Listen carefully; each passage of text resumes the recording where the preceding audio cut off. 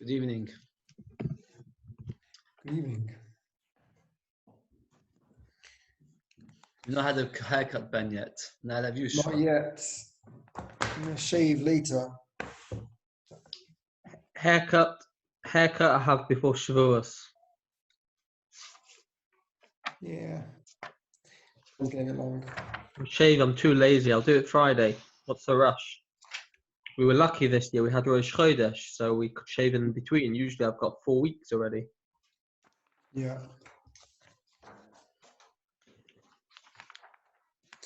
Yehuda, you know the story with Reb Shimon that we learned about a couple of weeks ago.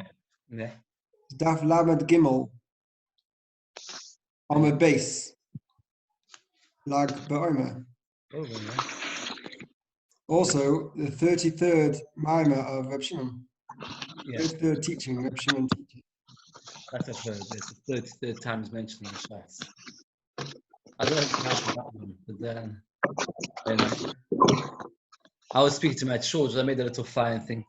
If you think about it, like the Shumei Chai in the cave with the, no chavusas except for his son, no sforim, no shiurim. Some level he was also under lockdown, Yeah. and yet he became the person he became through the lockdown. Which is think about. So, up to some example based off of the page, we're doing a list of darker moy. And the most is like this. So, some Jew says, Gad Gedi, my mazel should be successful. The sonuk loy, it should not become tired. Ashchi or bushchi, not during the day, not the night. Yes, darker moy. That's a form of darker moy. The word God actually means Lashon Avodah. Those who prepare for the Avodah Zarah called God. So it's machlokes whether this phrase is a phrase of Avodah Zarah or if it's a phrase of Darkei Movi. Hu bishmo v'hi bishmoi, to call your wife by your name, and for your wife to call you by her name at night, which was somehow a protection. It was like to save from trouble. Yesh b'mishum Darkei Movi. That's also Darkei Movi. Dunu dani, my bowels should become strong. Yesh b'mishum Darkei Movi. Abiudu ima in dan eloshin Avodah Zarah. The word dan is Avodah Zarah. Shneimar nishboim ba'ashmas Shimon v'omu chai Elohecha Dan. So Pashup Pshat in the Pasuk is the God of Dan, which was Avodah Zarah, being Dan the Shevet.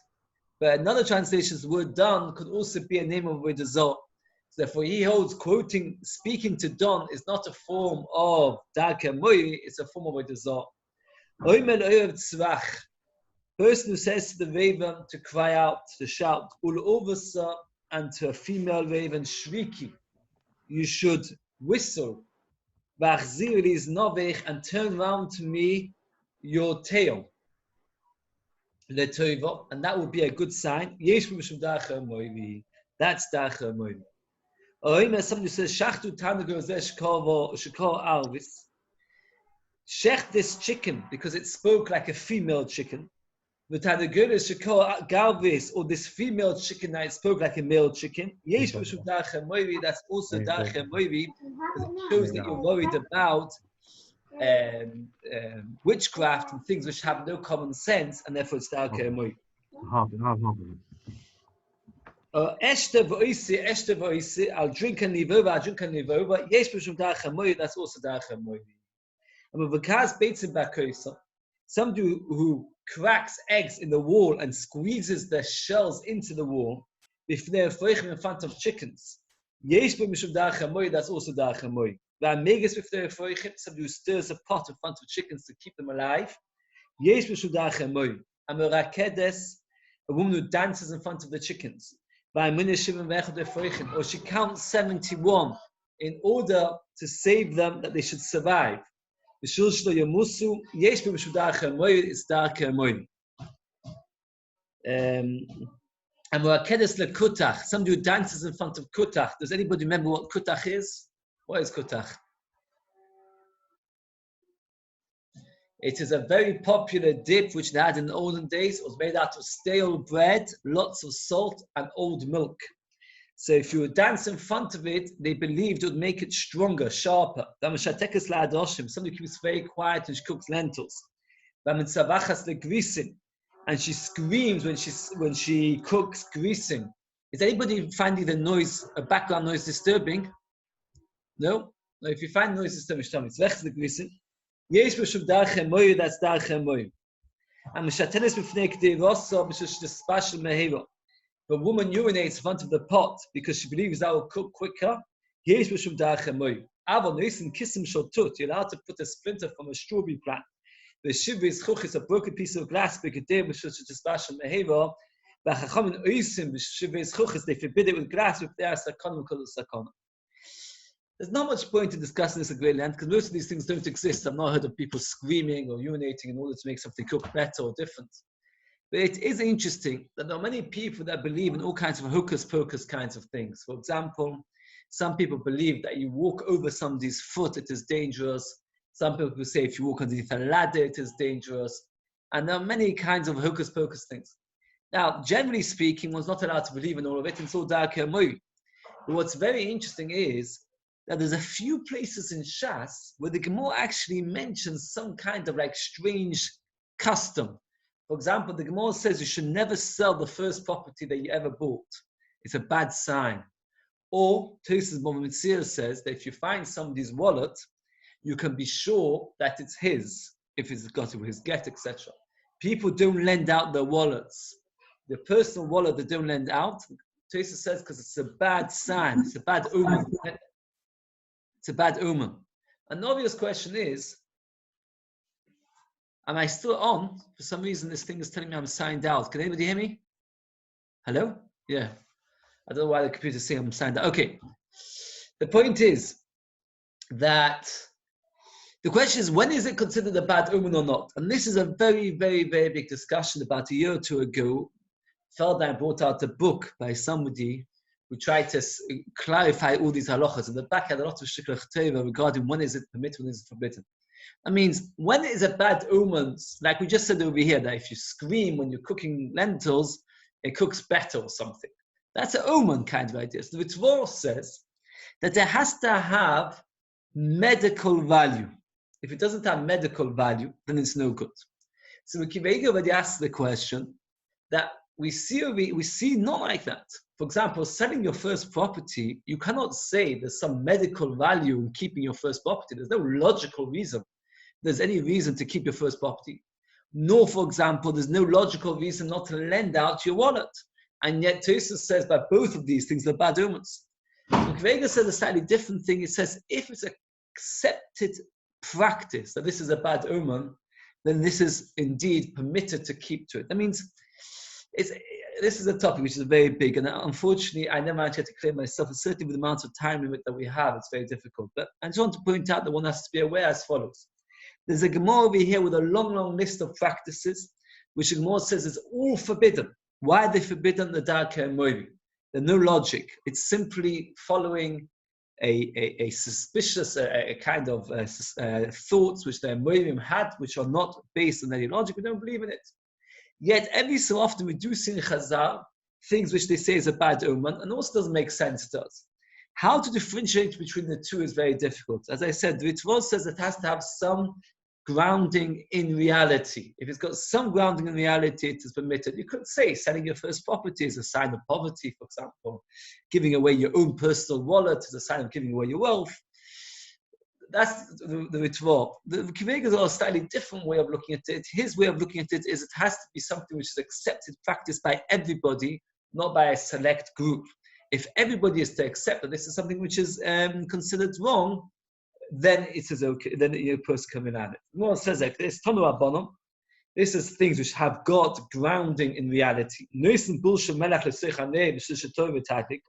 allowed to put salt inside your candle in order that it should burn better, because that has chemical reasons why it works better. It's not dark emoy. You're allowed to put cement and clay, mud and clay, underneath a candle, that it should burn slowly. If, let's say, you want your candle to burn slowly, you can add clay to the oil, and that makes the oil draw slowly, and in that way, your candle will last longer. Because that's not da'achem moed, that's a technical thing. Omar, a person who covers his candle, the mishche, if it's made out of oil, or magli nafta, or he reveals a candle made out of nafta, that is Baal Tashchis. Why is it Baal Tashchis?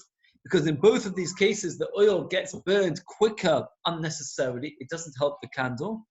And therefore, you're wasting the oil. If a person has a cup of wine, and when he drinks it, he says, wine and life for Tabidei Chachamim, there's no problem with Darchei Moiri.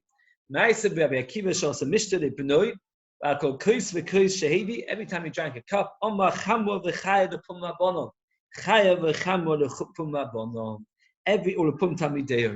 he drank a cup of wine, he would say life and wine for Talmidei Chachamim. There's actually a Gemara that it's a mitzvah to bring wine to Talmidei Chachamim. The Gemara says it's like pouring wine on the Mizbeach, so you pour wine on the mouth of Talmidei Chachamim. Rabbi Akiva used to do this. I remember years ago, there was a Shiva, and on the last day of the Shiva, there's a special procedure, Kumwa, I don't know if you've seen it, you shouldn't see it for many years. The Obleibish was there. And he said a very interesting idea, I never knew this. Because we're about to have a Lechaim now as a Siyum. And the Gemara says that it was common when you had the Lechaim to say, that people should have life and people should have wine. He brought down from a comment, he quoted from some Hasidic Shalom, unfortunately I forgot the name, that whenever you have a Lechaim, you should also have a Mezonos. Because Goyim, they get drunk because they're only thinking about how to numb their nerves, how to forget about this world. They drink and drink. But Yidden, whenever they drink, it is in order to think about how to be grateful to Hashem. And therefore they look to make another bracha with the Mezonos. And that's why he says it's very important, whenever you have a Lechaim, not just to have a Lechaim, but also to have some Mezonos with it. He said he's very makbid about it. It's an idea. Okay, let's have a quick Lechaim now. If everybody's got a quick Lechaim very, very quickly. You can have to say Chamra v'chai lepum mabonon. I've already said Shahakol because I started drinking before.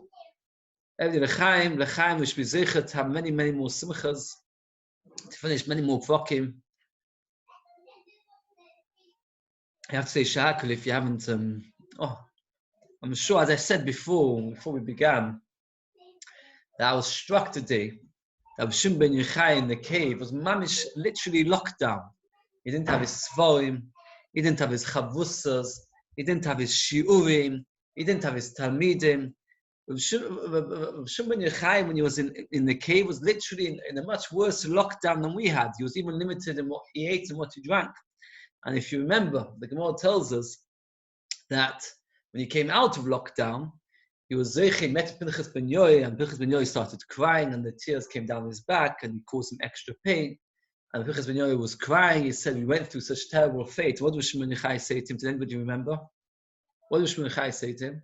When he started, he could only answer 12, and now he could give 24 different answers. Yeah, but very good, very good. But that was, he said after that. He said before that, he said, on the contrary, it's good that you saw me like this. Because only because you saw me like this, because I went through that lockdown process, did I become the Shimon ben Yochai that became.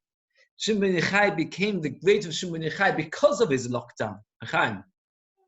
Spending 12 years in lockdown made him Shimon ben Yochai the person he was. Hopefully, I don't know if we'll go through 12 years.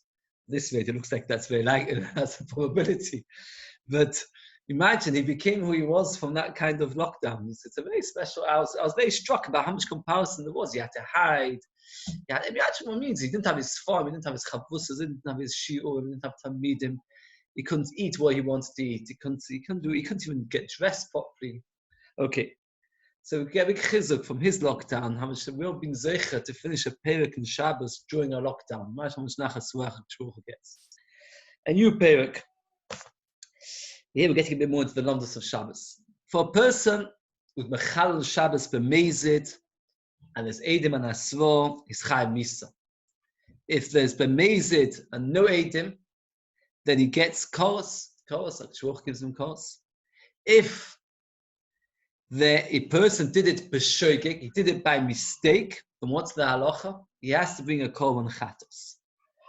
Now, in the time of Beis Hamikdash, it was a very big question: is how many chatos does a person have to bring? Let's say a person doesn't know that it's forbidden to eat blood. Let's say he doesn't know that, or he knew and he forgot. And for years and years, he drinks blood every day, a cup of blood for breakfast. Then what happens is, one day, somebody tells me, you're not allowed to drink blood. How many chatos does he have to bring? Does anybody know? He only brings one chatos. One chatos. Why? Because it was one act of forgetfulness. Right? One act of forgetfulness. Let's say he never knew you're not allowed to drink blood, and he never knew you're not allowed to eat chelav, certain fats of the animal, and he ate blood and he drank chelav, then he has to bring two chatos. It's two separate averos. For every forgetfulness, he forgot about blood, forgot about chelav, he has to bring two chatos. If he forgot about blood, ate the blood, then he remembered, and then he forgot again, and then he remembered again, and he forgot again. For every forgetfulness brings another chatos. Shabbos, in some ways, is the most complicated one regarding chatos. The reason being, because we just said very simply, blood, you drink gallons of it, you only bring one chatos, because you only did one forgetfulness. Blood and a chelav and something else, you bring many chatos for every avera. So if a person, for example, never knew that it was Shabbos, and he was v'chal on Shabbos, you should say, well, let's bring one chatos. But the Gemara tells us later, for a drasha, that every av melocha is considered on some level its own separate avera. So let's say, for example, I forgot that it was Shabbos. Let's say one day you wake up in the morning, Shabbos morning, you forget it's Shabbos, and you plow, and you harvest, and you light a fire. So you might have said, it's like drinking 3 cups of blood. I should only bring one chatos. No, the halacha is that you have to bring 3 separate chatos, because what happened was, so this gets more complicated. It depends what you forgot. If you forgot the Issa or if you forgot it's Shabbos. So basically, okay, we'll go, the Mishnah gets more complicated. The Mishnah, we're discussing this parak, the first few daf of it anyway, is all discussing one basic question. Is how many chatos do you have to bring? A chatos is brought for every chorus which is done b'shogeg. How many chatos do you have to bring? So the Mishnah starts off like this. Klal Godol Amor b'Shabbos is a great rule about Shabbos. Kol ha'shechach ikar Shabbos. A person who forgets that there's such a thing as a mitzvah of Shabbos, meaning he doesn't forget that today is Shabbos. He didn't wake up Shabbos morning and say, I think it's Sunday today. He forgot completely that there is such a thing as Shabbos. That means he forgets, just like some people say to them, do you know there's such a thing as an issa to eat chelav? Might never forget it. If a person can forget such a thing. This person forgot that there is such a musag, there's such a concept of Shabbos. But also Malachas Harbe v'Shabbos Harbe, and he did many averos in many Shabbos in the Chaver Chatos Achas. Only brings one chatos because his forgetfulness was forgetting Shabbos. Is that any different to not knowing the halacha? He also knows it's Shabbos. He just doesn't know you're not. No. It's not the same. That's different. Here we have somebody that doesn't know bichlal there's such a thing as Shabbos. He doesn't know there's such a thing as Shabbos. Like some people don't know there's such a thing as, I don't know what's the song. Not allowed to buy your wife's sister when your wife's still alive. I remember years ago, never a family, quite a fun family. My Niger was South African family. A man divorced his wife and married her sister. He did not know that there was such a issa, and his children remember saying it could be a huge problem. Okay, that's a rare occurrence, a very rare person. But imagine, they just never knew there was such a issa. By the Goyim, there's no such issa. They don't say anything wrong with it. Divorce one woman, marry a sister, it's not considered bad. It's not like marrying your own sister, which is considered bad even amongst the Goyim. That person forgets there's such a thing. I remember that story only because the big shiloh to the children, mamzim, how to make the mamzer be able to get married. The point is that a person forgot completely that there's such a thing as Shabbos. That's the first case. That's case number 1. Case number 2. Hayodea ikar Shabbos. He knows there's such a thing as Shabbos. For also malachas harbe, v'Shabbos is harbe. And he did many malachas in many Shabbos. Chayv al kol Shabbos v'Shabbos. That means that what happened was that he forgot that the day was Shabbos. Meaning he knew that there is such a thing as Shabbos. And he knew they're not allowed to do malachas on Shabbos. Only what did he forget? He forgot that today is Shabbos. He woke up on Shabbos morning thinking, it's very possible the lockdown, it's been like everything's a bit blurry. You wake up on the Shabbos morning, you think to yourself, it's Sunday. So then what happens is, you forgot that it is a Shabbos. Then, For every single Shabbos, you chayiv. So let's say, for example, a person forgets the Shabbos, and he does malachas. And a week later, again, he forgets the Shabbos, does malachas. And a week later, he has to bring 3 chatois, because he's chayiv for every Shabbos. Third case, so Shabbos, and the person knows it's Shabbos. And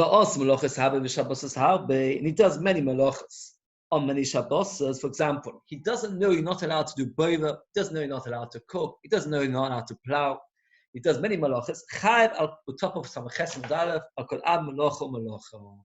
It's chayiv for every ab malacha. So this is more chomer. We're going from the most chomer to the most going higher. The one who forgets completely about Shabbos does many averos or many Shabbos, 1 chatas. A person who knows the Shabbos but forgets that today is Shabbos is chayiv 1 per Shabbos. A person who knows that it's Shabbos, there's such thing as Shabbos, and he remembers that today is Shabbos, but he simply forgets that it's forbidden to do malachas. That means he forgets you're not allowed to do boyer, you're not allowed to do chirish, you're not allowed to do zoreah, etc. And what happens is he has to bring per av malacha. So let's say, for example, that he does 2 malachas, which are both one's a av and one's a tolda, then you'll only be chayav 1, right? For example, weeding is a tolda of zoreah. Weeding is planting because you're trying to make things grow better. So if a person plants and he weeds on the same Shabbos, thinking that it's all Shabbos, and therefore forgetting that it's forbidden, he'll only be chayav 1 chatas. But if he does many different malachas, he can be chayav many. If he does many malachas, which are all me'en, come from the source of a malacha, is only chayav 1 chatas. So the Mishnah Be'etzim really tells us 3 halachas. The last one is just an explanation of the last of the third one. Somebody forgets the Shabbos, 1 chatos. Somebody forgets the Shabbos, 1 chatos. Somebody knows the Shabbos, but he doesn't know that that day is Shabbos, is chayav per Shabbos. Somebody who knows it's Shabbos, and he knows that today is Shabbos, forgets the Issa, then he brings 1 chatos for every Issa. Now the Gemara for the next, quite a big, almost at the bottom of the page, discusses just 1 word. In our Mishnah it says, Klal Godol, a great rule. Why does Mishnah use a great rule? Are some rules great and some rules not so great? I remember I used to have a teacher in school. The most important rule in this classroom, and you'd always start off every instruction with that rule. The most important rule in class is you must never talk. The most important rule in class, you must never eat. The most important rule, you must never leave your place. And it would just get irritating because it's saying this. The word importance should be thrown around like that. But here the Mishnah says, Klal Godol. Why does it say Klal Godol? My time at Tana Klal Godol. If you want to say, because later the Mishnah tells us another rule, and there it doesn't say Klal Godol. The reason being because it doesn't have quite as many rules. There the rule is simply that only something which is valuable you're over on carrying, but something which is not valuable you're not over on carrying. The Gabi Shviz Nami, the Hilchos Shmita, it starts off, there's a great rule, and then afterwards it says that that's the great rule of all Hilchos Shmita, that everything which grows and a person can eat is included in the rules of Shmita. And then afterwards it tells us another klal where it's not such a great rule, it's not including so many different instructions. So Tana Klal Godol. And that's why it says Klal Godol, because whenever it says one Mishnah which has many different rules, many different parts, and later there's another Mishnah which has less instructions, less rules, so then it doesn't say Klal Godol. Well, Gabi Maisa, when it comes to Chas Maisa, Diktoni Klal Acha, but Loitoni Klal Godol, it starts off with Chas Maisa, all the different things that apply to Maisa, and it doesn't say the word Klal Godol. And later there's another Mishnah with less halachas, and it doesn't say there Klal Godol in the first one, not Klal Godol in the second one. That means if the reason says Klal Godol is because there's many instructions in the first one and not so many instructions in the second one, why by Maisa does not do that? Omar v'yisi ba'ovin, Shabbos v'shvius is through obvious for Torahs, since they have obvious and Torahs, Tana Godol, that's why it uses the word Godol. Maisa, the less obvious for Torahs, Tana Klal Godol, it doesn't say Klal Godol. Shabbos and Shvius are unique in that they have the concept of obvious and Torahs. Obvious meaning the primary Issa, and Torahs being the secondary Issa. Therefore, since Shabbos and Shvius have it, for example, in Shvius, the obvious are planting, harvesting, and the other ones, for example, let's say, digging around the tree. That's a tolda of planting. So therefore, that's obvious and toldas. But by Maisa, there's no such thing as obvious and toldas. Therefore, only over here it says the word Kal Godu. Says the Gemara, or the Baal Kapor, the Tali Kal Godu of Maisa, that he read in that Mishnah Kal Godu, even the Mishnah Maisa. So my obvious and my toldas. Where's the obvious and toldas? If you say whenever it's got obvious and toldas, it uses the word Kal Godu. And when they know obvious toldas, it doesn't use the word Kal Godu. So why does Baal Kapor use the word obvious Godu by Maisa? And love Hainu Tama like this. And the Gemara says like this: Godel Unshe Shel Shabbos, Yosim Shel Shviz. Shabbos has more halachas. It's more chomu, more likely to be over it than Shemitah. Why? The Shabbos is a bein betolush ben mechuba. Shabbos exists whether it's tolush and whether it's mechuba. For example, that even if something, for example, was harvested before Shabbos, you're not allowed to do toicha, you're not allowed to do boiva. Shabbos applies to things which are growing and things which are not growing. The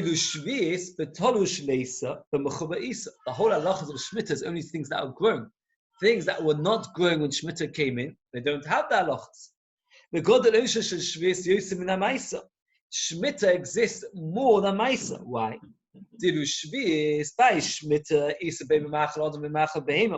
The halach is Shemitah applies even to machal behema. There are certain plants that human beings can't eat, the animals can, and the halachas of Shemitah apply to them as well. And therefore, whenever it says Kal Godu, the reason is Godu means something which is very important, meaning it can happen in many, many ways. Shabbos and Shemitah, since they are so all-encompassing, they happen in so many different situations, because Shabbos happens whether it's growing or not growing, and Shviz happens whether it's machal odom, machal behema. That's why the Mishnah uses the word Godo. Godo meaning great. It happens in many situations. But by Maisa, which doesn't happen so often, therefore it doesn't say Godo, or about Kapod, the Tali Kal Godo by Maisa. Why, according to Baal Kapod, does his Mishnah say the word Godo? Answers the Gemara, Godo Onshe Shel Maisa Yismi Shel Peah. The halachas of Maisa Visham that you have to give to the Levi is more important than Peah, meaning it happens more than Peah. Why? We will see, the Gemara explains in a moment why. But Maisa applies to figs and vegetables. But the halachas of Peah, that you have to leave a corner of your field, does not apply to figs and vegetables. They said the rule by Peah, anything which is eaten.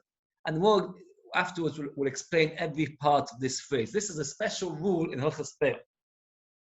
This is like the first klal, the first general rule in Peah. Kol shu oichel, anything which is food, v'nishma, and it is guarded. V'gedulim in oretz, and it grows from the ground. V'likitose ke'achas, and it's collected in one go. Umachnise le'kiyum, and you bring it in to keep for a long time. It stays, it keeps, it doesn't go bad quickly. Chayev bepeah, and the Mishnah, the Gemara explains that each part of that Mishnah. Oichel, it says only thing on something which is food. If a person has thorns and bristles and thistles, which are plants, but they can't be eaten, they can be used for painting. In the old days they would extract paint, I don't know if they still do nowadays, from certain plants. So these plants were not food, but they were useful. These plants, are they chayav in peh or not? The halacha is no. Why? Because the Mishnah says, Kol shu oichel, only something which is a food. The Nishma, the Mishnah continues, it has to be something guarded, the Mote Hefka. If a person's got a field which is Hefka, there's no chir of peh. The Gedulim in Oretz, and it has to grow from the land, the Mote Kimina Pitrios, to exclude truffles and mushrooms, which don't grow from the ground, rather, they just grow from the moisture in there. You harvest them in one go, to exclude a fig. I remember that in Eretz Yisrael, if you ever go to Eretz Yisrael, near Kiryat Sefer, there's a very, very big park called Naot Kedumim. I don't know if you've ever been there. It's a huge park, you have to pay quite a bit to go in. And what happens is, it's got all the different plants, which the Gemara talks about in Mishnah Sukkah, and Rosh Hashanah, all the different plants in Shiur. And underneath each plant, it brings you the relevant Gemara. And under the fig tree, it brings this Gemara, that the fig tree is not likitosik achas, And if you ever have a neighbor with a fig tree, you'll see that what happens is figs, they do not ripen in a similar time. And that's why they often fall on the floor. Because it's not like oranges, you go within a few days, harvest them all. Figs, what ripens on Sunday does not ripen Monday, and then goes Monday, Tuesday, every single day, a couple more fruit get ripened. And because of that, what happens is people get frustrated. They go there, someone not ripened, you go the next day, someone more, and every day you have to go because it's not ripened. That's why, in fact, the Pasuk in Mishnah says, somebody who guards a fig tree will end up eating the fruit. Only if you're constantly watching over the fig tree will you enjoy it. Because if you don't look after it, what will happen is you go to it every so often, you'll miss it because the figs will have already, some of the figs will have already fallen and some of the figs not yet ripe. You have to constantly be there. And who does the Gemara say it applies to? Does anybody know? Who does the Pasuk apply to? Yeshua. That Yeshua stayed in the base of Moshe Rabbeinu when he was always zecher to guard the fruit. Okay, but te'ena, a fig tree, is something which doesn't get harvested in the same time. So therefore, if a person's got a field full of fig trees, he's not mechuyev in peah. You keep it to last. To exclude vegetables. Vegetables don't last very long. They go moldy very quickly. And therefore, you're not mechuyev to take peah from yerek. So what does the Mishnah in peah tell us? Only something which is a food, not plants for paint. Only something which is garden, not hefker. Only something which you grow from the ground, not mushrooms. Only something which you gather in one go, not figs. And only something which keeps and not vegetables. Only those are chayav in peah. Anything which is food, but nishman is guarded. To exclude mushrooms. It does not say. And therefore, since it doesn't say that, so therefore we see that Maisa applies to more kinds of fruit and vegetables than peah does. And since it applies to more kinds of fruit and vegetables than peah does, therefore the halacha is more encompassing by Maisa than it is by peah. Very, very briefly to summarize. The Mishnah starts off klal goder, the word goder, and we wanted to know why it says goder. The Lord gave 3 suggestions. Suggestion number 1 is because over here there's a long, complicated rule, and later another Mishnah is going to have a much more simplified rule. So we're saying klal goder because the rule over here is more complicated, and therefore it's a big rule. The Gemara says that's not true because we find other Mishnahs where it says klal goder, and it does not. So it doesn't say klal goder. And there's later Mishnahs with smaller rules. So we see that does not work. You cannot say klal goder because there's more rules in this Mishnah than in later. So that's not the reason why it says klal goder, because it has a lot of rules. Then the Gemara suggests because it's got obvious and todus. That works for Shabbos and it works for Shemitah. It doesn't work for Maisa. And according to Bar Kapor, even by Maisa it says the word klal goder. And then there's no obvious or todus, and it still says klal goder. So the Gemara's final answer is the word goder means something which applies to many, many circumstances. Shabbos applies to many circumstances because whether it's growing or not growing, it can be over on Shabbos. For example, harvesting something which is growing or doing boil on something which is not growing. Shemitah, it says klal goder because it applies in many circumstances. Whether something is a food for a human being or food for an animal, it applies to halachas of Shemitah. And Maisa is considered klal goder because it applies to many kinds of food, even food which is not gathered in one go, like figs. And even vegetables which don't last, the halachas of Maisa apply, but the halachas of peah do not. So klal goder is therefore going on the fact that it is a very applicable rule. It applies to many different circumstances. And that's the reason why the Mishnah says klal goder. We'll now finish discussing why the Mishnah says klal goder. We'll come into a new topic. In our Mishnah, the Mishnah talks about 3 kinds of forgetfulness. What are the 3 forgetfulness? A person who forgets that there's such thing as Shabbos, he only brings 1 chatas. A person who knows the Shabbos but forgets that today is Shabbos, he brings a chatos for every Shabbos that he forgets. A person who remembers that there's such thing as Shabbos and he knows that today is Shabbos, but he forgets that these things are forbidden, so then he has to bring a chatos for every single malacha that he does. The Gemara now discusses what does it mean somebody who forgets that there is Shabbos. And this is a complicated machlokes on my own. Rav Shmuel says to the Gemara, Domi Travayu, they both say Masnisin betinuk shnishmul min anochim, the gesh nisgai leben anochim. Our Mishnah, we talked about somebody who forgets that there's such thing as Shabbos, is referring to somebody that never ever knew that there was such thing as Shabbos. How is that possible? How is it possible that a Yid should not even know that there's such thing as Shabbos? The answer is, we're talking about a baby that was kidnapped as a child before he was ever taught that there was such thing as Shabbos. And he grew up amongst Goyim. 20 years after growing up amongst Goyim, he's told, by the way, you're Jewish. And he learns about Shabbos for the first time. How many chatos does he have to bring? Only one. Because he never knew that there was such thing as Shabbos. Alternatively, a ger became a ger, and he went to live amongst Goyim before anybody managed to tell him there's such thing as Shabbos. It's here clear from this Gemara that you don't need to teach a ger every single mitzvah, because here we haven't taught him Shabbos. And he became a ger, and he went to live amongst Goyim. And then, after living amongst Goyim for 20 years, he suddenly says to him, by the way, do you know there's such thing as Shabbos? So that is what the Mishnah is talking about. The first case number 1 in our Mishnah. Let's go very briefly. What are the 3 cases? Case number 1, he doesn't know Shabbos. Case number 2, doesn't know today is Shabbos. Case number 3, he knows it's Shabbos, just doesn't know that malachas are forbidden. Case number 1 is talking about the very strange circumstances of somebody that never knew there was Shabbos. But if a person says the Gemara knew and then forgot that there was Shabbos, chayav kol Shabbos for Shabbos, is chayav for every single Shabbos. If a person, for example, was told about Shabbos when he was 15, and then he forgot about it for 10 years, and then he remembered, oh, by the way, somebody comes along or somebody teaches him there's such thing as Shabbos, then he has to bring a chatos for every single Shabbos. That means the case number 1 of our Mishnah, when a person only has to bring 1 chatos, is not talking about a case where a person knew about Shabbos and forgot about the concept of Shabbos. We're talking about somebody who never knew. The Gemara now challenges this explanation again and again from our Mishnah. So let's go through each challenge, and each time the Gemara finds some complicated answer until eventually the Gemara is forced to admit that what Rav and Shmuel said is untenable. It doesn't fit. Let's see how it fits. Let's see how the Gemara challenges it. Tonight, Hashecheach Ikar Shabbos. The words of the Mishnah. What's the words of the Mishnah? He forgot Shabbos. What's the words forgetting normally mean? What does a person normally mean when you say forget? Forget is usually you knew something, you forget it.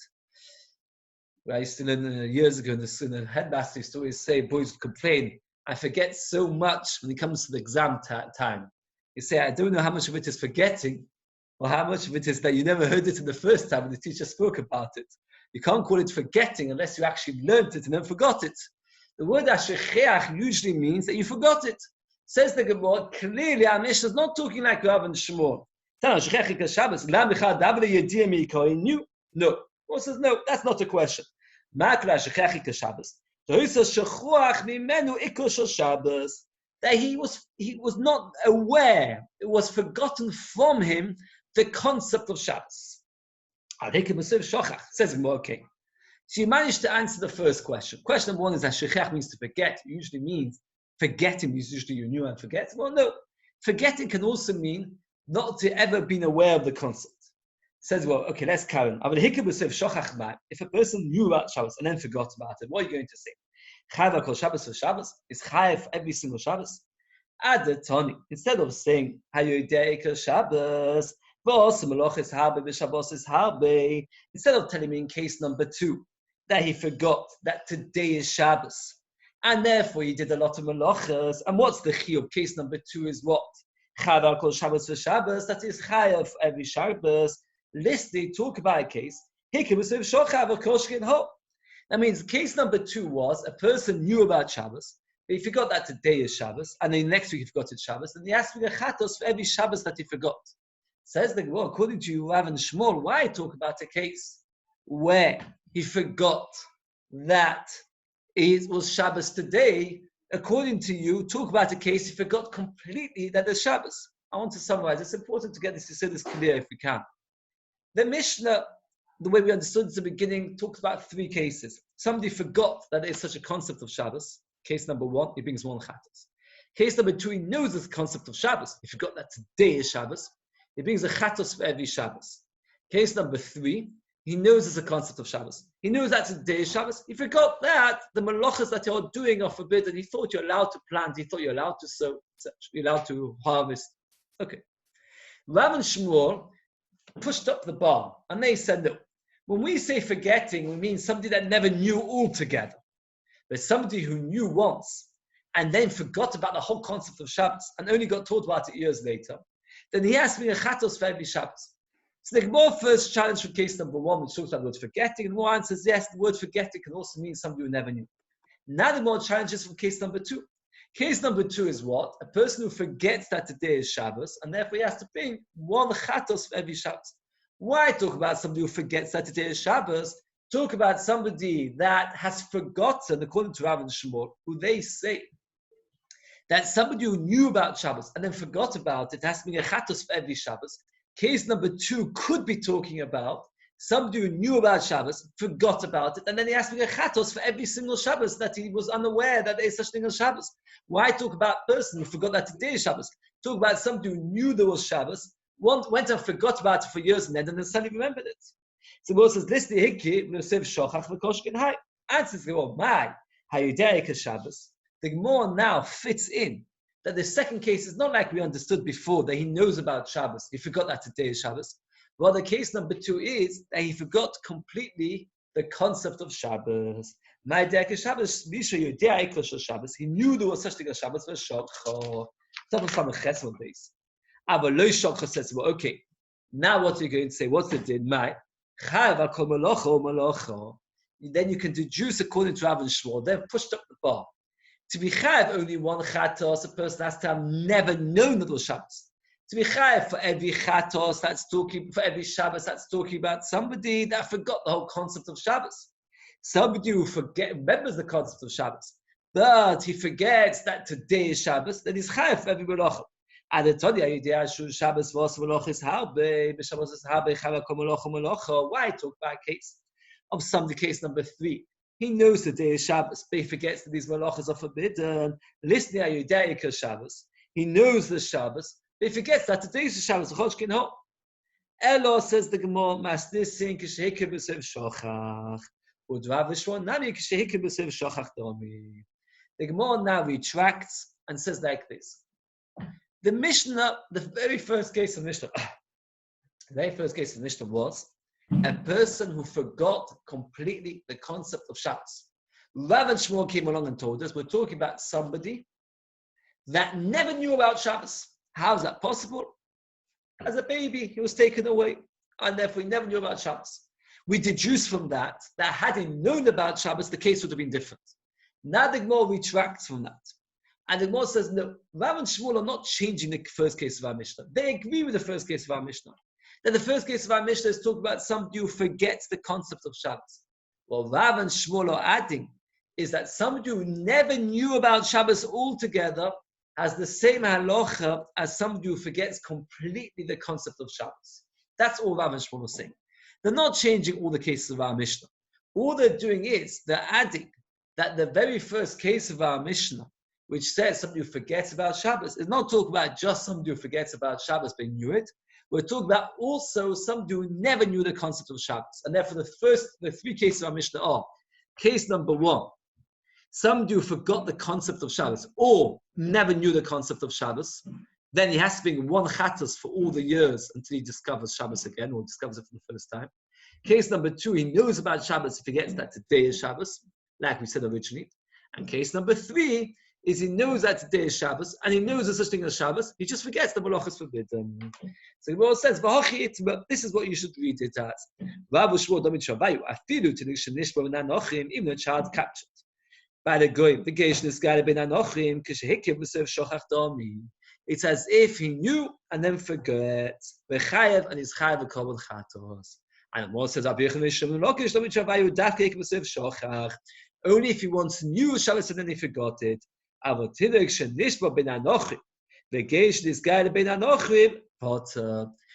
is what Rabbi Yehuda argued. They say, when did our Mishnah say if somebody doesn't know about Shabbos, he has to bring 1 chatos?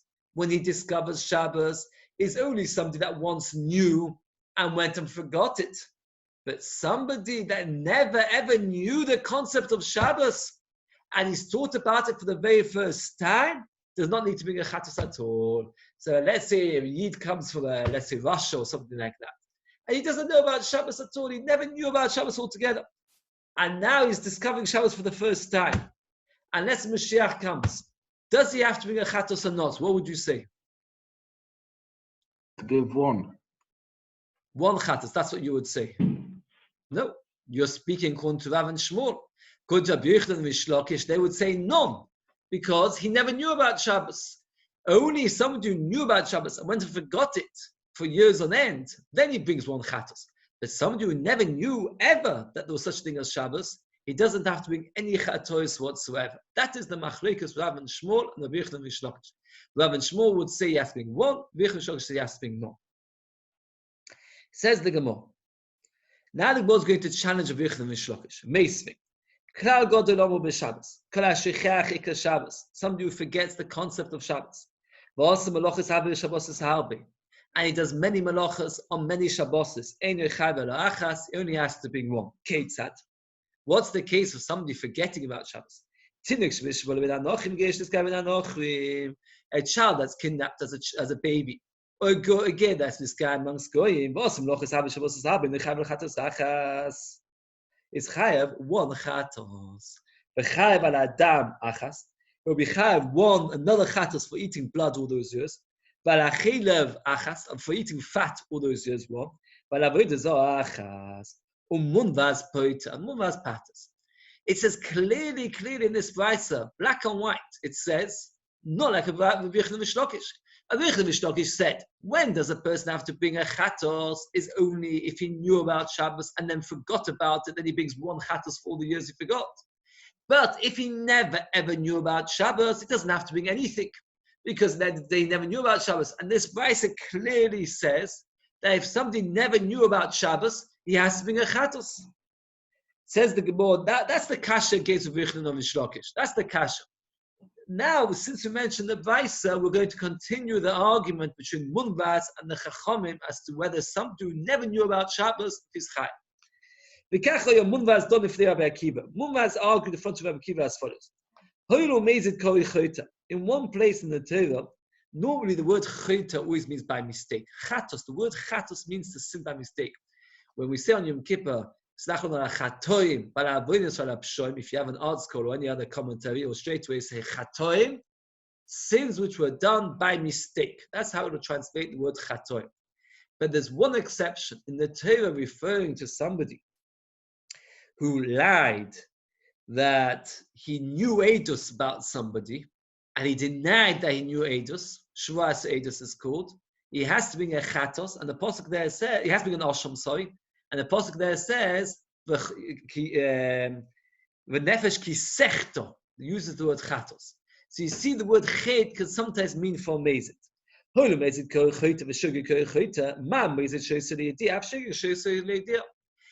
Munda said there are following argument, just like we see that the Torah calls a mezit a cheta, and the shogeg is also called a cheta.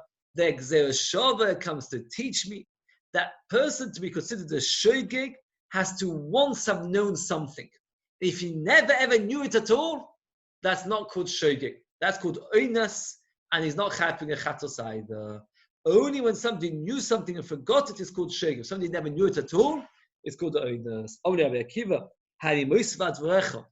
sometimes when you want to argue with somebody, the way you do it is instead of disagreeing, you agree with them so much that you show them that their words are illogical, right? Sometimes one of our children says to me that they don't want to go to bed now. It's much too early, even if it's 10 o'clock at night. I said to you, much too early. I think you should go to bed 2 o'clock in the morning. And in that way, what I'm showing is I don't agree with them altogether. It's a way of, I don't know if you like it, but it's a way of speaking sometimes. So we hear, Rabbi Akiva says to Munvaz, you are saying that the Torah compares shogeg to mezit. And therefore, just like by mezit, there has to be some knowledge. By shogeg, there also has to be some knowledge. And somebody who never knew is not considered shogeg. Says Rabbi Akiva, I'm going to take your words to a further conclusion, to the extent that it doesn't make any sense at all. Meaning like this, we're talking about we actually knew what he was doing. So also by mezit is also by when he knew what he was doing. And if that's the case, you're going to say that every shogeg and every mezit is exactly the same, which obviously doesn't make any sense. I agree with you. I don't think you've taken it too far. You agreed. He agreed with him. The more later will explain what they were trying to say. I just want to point out one piece of logic which will help a little bit. Normally, when we talk about shogeg, we're going to cover this a few times. It's good to put the plan to the idea at least. Normally, talk about shogeg is somebody says to you, I never knew you're not allowed to cook on Shabbos. And now you tell me, so that's called shogeg. I never knew, it's a mistake. And now you finally tell me. What happens if somebody knew that you're not allowed to cook on Shabbos? But he thought it's only asa as a lav, that you don't get kos, or you don't get misa, or you don't have to bring a korban chatos if you do it by mistake. He knew that it's forbidden, but he just didn't know how badly forbidden it is. What would you call him? A mezid or a shogeg? So this is a big topic. It's not fair to even ask the question because it's a big machlokes later. Okay. But this can also be considered a shogeg. That means a person can sometimes do something b'mezid and still consider the shogeg because he knew that it was forbidden. He just did not know quite how badly forbidden it was, and therefore on his level he's a bit of a shogeg. So we'll see later. The Gemara discusses what he was trying to get at. So it goes like this: Katani Mia, even the way it says, it says a child. Because they say that a baby who never knew about Shabbos has got the same halachas, and he has to be a chatas.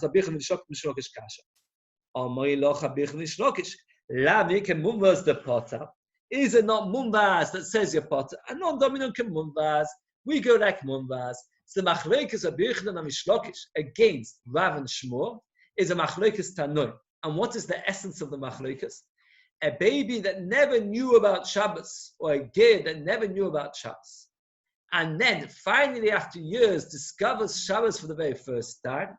According to Rav and Shmuel and according to the Chachomim, he brings one chatos. According to Rabbi Yochanan Mishlokish and according to Mundas, he doesn't bring any chatos. Why not? Because he's not a shogeg. He's like an oinus. The Gemara here now discusses a little bit. We'll just do another 5 to 10 lines. What's the machlokes munvas and the chachomim? The Gemara says, "My time with the munvas." Dichsiv. The pasuk says, one halacha should be for you, for somebody who does it by mistake. All the Meforshim ask that Munvaz himself gave a reasoning, and now the Gemara asks, what's the reason for Munvaz? The Gemara brings a different reason altogether. The Maharam asks the question. And the Maharam answers very simply that Munvaz's logic was not so powerful. Had he not had another reasoning, he would not have said his original reasoning. That means the Gemara understood that he must have had another proof to back up his first proof. So what's his proof? Is there such a thing called a hekesh? A hekesh is when the Torah puts together two separate topics. The Torah puts the topic of somebody does an aver by mistake with the topic of somebody does an aver on purpose, puts it together.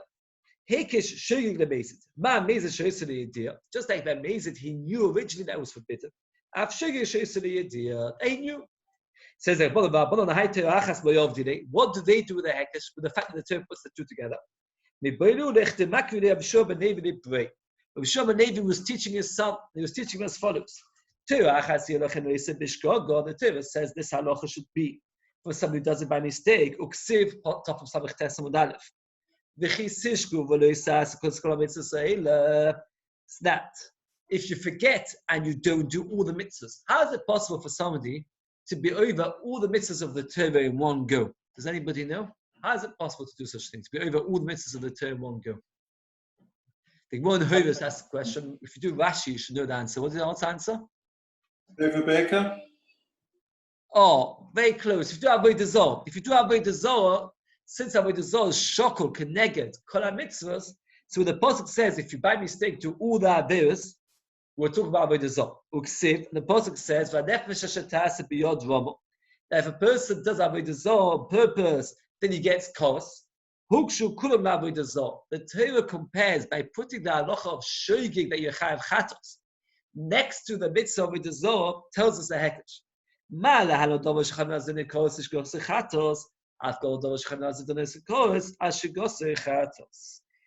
you have a chatos. We'll stop here and just summarize what we've just learned.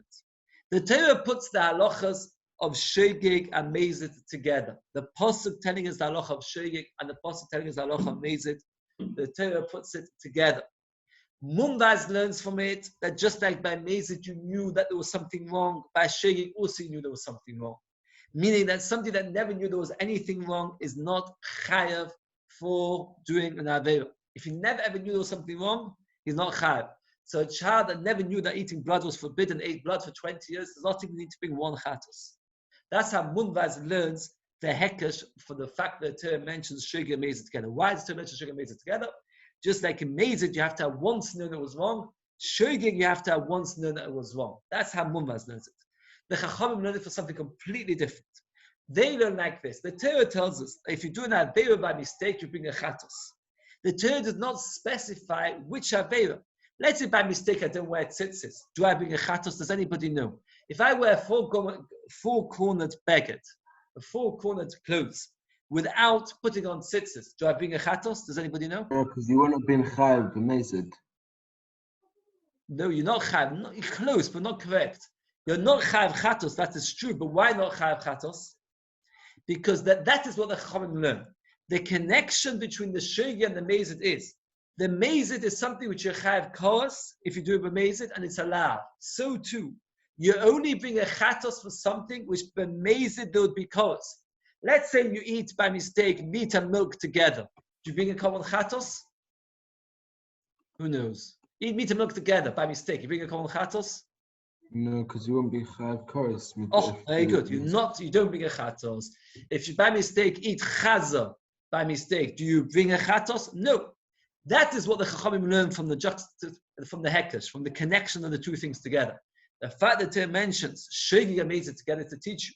When are you chayav a common chatos for a shogeg is only in a situation where b'mezid one would be chayav kos. If b'mezid you would not be chayav kos, then b'shogeg you're not chayav a chatos, and that's what they learn from the hekesh. So the machlekes of Bechel and the Shlokish Kins Rav and Shmuel is dependent on this drasha. What do we learn from the hekesh?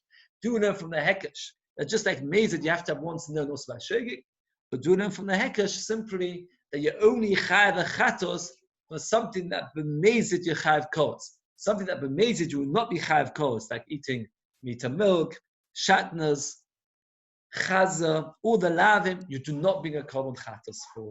Okay, we're up to now velo munvaz, a new slightly, well, it's not slightly new, it's a continuation, but it's a slightly new point in munvaz. What exactly is machlekes hacham munvaz? Any questions? How would a guy, someone who without them knowing that's Yidibris, that they don't know about Shabbos, how would you have such a case? That's a very strange. I was also bothered about it. It is clear that they would only have to teach mixas chamos or mixas kalus. You have to teach some of the chamos and some of the kalus. Why a basin should have chosen not to mention Shabbos as one of them, I don't know. But that means like this. Halachically speaking, it is okay. It is okay. That is okay. A gerus can work. You don't have to teach him. No ger can possibly learn all the halachas before he becomes a ger. The question is, how could it have been the basin should have taught him the chamoris and kalus? You have to teach some chamoris and kalus. How could it be? It's interesting because if you learn about Nomi and Rus, she teaches us some of the chamoris, some of the kalus. She actually does teach her about Shabbos. She teaches her it's a tchumin. You're not allowed to go out the tchum on Shabbos. She doesn't teach her you're not allowed to cook on Shabbos. So you can see that she only taught her part of Shabbos. Why there should be a basin that would be megas without teaching at all Shabbos, that I don't know. Any other questions? No. Very good. Okay, Hatzlach with that. It's Mazel Tov. I'm finishing by Isha. And we've got Klal Gadol, which we're finishing on. It's a very short period, Klal Gadol, if I remember. Well, not so short. I remember it being short. Okay, it's finished in 9 days. Okay, it's not long compared to other prokim. Very good. Okay, Hatzlacha with everything. We're now exactly one daf ahead, which is good because we don't do a shiur on Shabbos. Now we just need to do a daf a day, and we're fine. If we do a bit more than a daf a day, it might not be a shiur on Friday. We'll see how things go. Okay. Any other questions? Sounds good. Right. Very good. Okay, Hatzlacha with everything. Have a very good night. And Mazel Tov this way. And Moshe, shall I just turn it off and you'll yeah? Oh, very good. Yeah, just text me when it's finished. When it's up, right, when it's converted. Okay. Very good. Hatzlacha, very good night. See you. Bye.